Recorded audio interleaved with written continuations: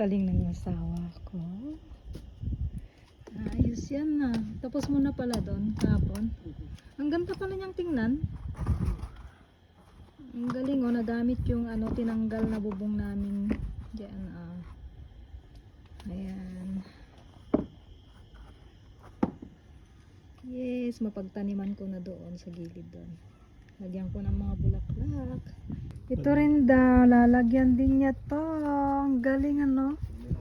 I love it. Dapat sa ilalim din. Yan. Ang ganda. Wow. Ayan o. Nalagyan din niya ng bato. Ayan.